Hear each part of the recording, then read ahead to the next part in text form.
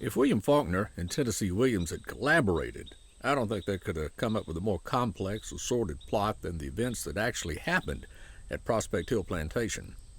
There's family intrigue and political intrigue, and even the deterioration of later generations, the kinds of angst that Faulkner made his bread and butter on. And while you're at it, throw in John Grisham, since the case went all the way to the Mississippi Supreme Court. Now, where to start this story is the problem. Maybe the best place is to jump in today, then sort of work backward and forward from here. Usually we try to do stories on Mississippi roads that are evergreens, meaning the stories will more or less remain relevant over a long period of time. But with Prospect Hill, this house, or what's left of it, will not look like this a year from now being the summer of 2012. Either the house will have completely succumbed to the elements and become a pile of rubble, or better, the best-laid plans of the Archaeological Conservancy will have come to pass, and someone with the wherewithal and the desire to do so will have started restoring it to what it looked like back in 1854, when it was first built to replace the original house that was burned in the slave uprising designed to eliminate the grandson of... Now, wait a minute. I'm jumping ahead. Jessica Crawford is the Southeast Regional Director for the Archaeological Conservancy. And although Prospect Hill Plantation is primarily an architectural treasure, the Archaeological Conservancy didn't pass up the chance to acquire the property when it came on the market for several reasons. We saw Prospect Hill as an opportunity to preserve a site that has a great story to it, has really interesting history. It's unlike any other plantation in this region. And also, we're hoping that we can save the house as well, or find someone to save the house. We're set up to take care of archaeology. We manage land and what's beneath the land, and we try to stay clear of structures because they require a lot more money and maintenance and things like that. But in this case, we decided to see if we could take on Prospect Hill and do just a little bit of patching up while we looked for someone who would purchase the home from us while we retain a protective easement. Protective easement there means the right to dig in the backyard at will. Now, if I had the money, I'd buy it and to save the house and then just go out and see what they dug up every summer session that they brought out students to excavate. But relics and possible dig sites are evident around the plantation. What is really intriguing is the story of the place that Jessica referred to. It centers around the first owner of Prospect Hill, Isaac Ross. He's well known because when he made out his will, he became a member of the American Colonization Society. And this was a group of abolitionists, planters, who for differing reasons felt like slaves should be freed and sent to Africa. And a lot of times people say sent back to Africa, but in pretty much every case, these were American slaves who had never been to Africa, who were born here. And Isaac Ross decided to do the same thing upon his death. So he left instructions in his will that Prospect Hill would be sold, and the proceeds from the sale of the plantation would be used to send those of his slaves who chose to go to the colony in Liberia.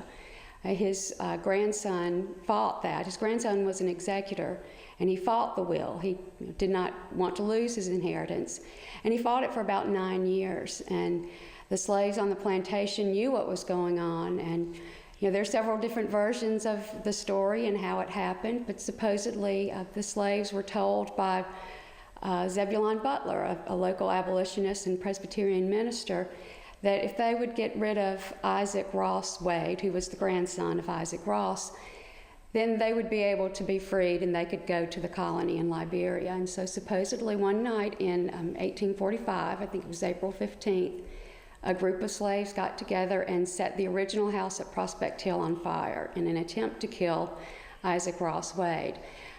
Isaac Ross Wade did not perish in the fire. No one did except a 6-year-old girl named Martha Richardson. She was a niece of Isaac Ross Wade, a great-granddaughter of Captain Isaac Ross. So she died in the fire, and she's buried back in the family cemetery. And according to family legend, some neighbors and overseers got together and found the slaves they believed were responsible for the fire and lynched several of them in the yard. Well, the Mississippi Supreme Court upheld the will over the objections of the grandson, who somehow managed to hold on to the land and the new house that had been built to replace the one that was burned in the slave uprising. This is that house that is in such bad repair at Prospect Hill today.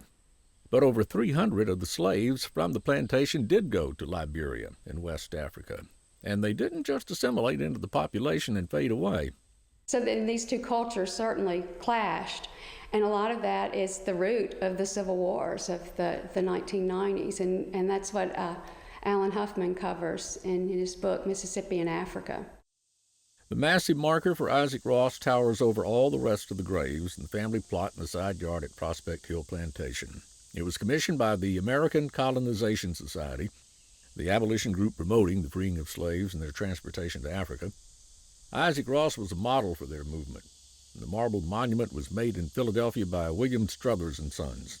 They're very well known, and they made this magnificent monument and shipped it to Rodney, and then they brought it to Prospect Hill from Rodney. But it is now over Isaac Ross's grave and the grave of his wife and the grave of one of his daughters.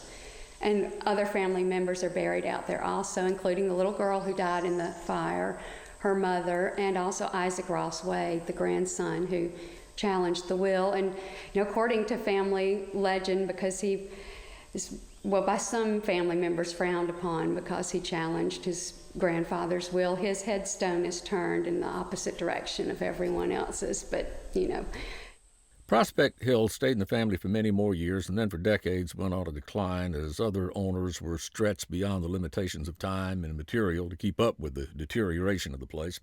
Until the Archaeological Conservancy bought it about a year ago from the date of this story and has feverishly tried to stabilize the structure and at the same time search for a purchaser who will restore it. And the good news is there is a short list of interested parties willing to do so.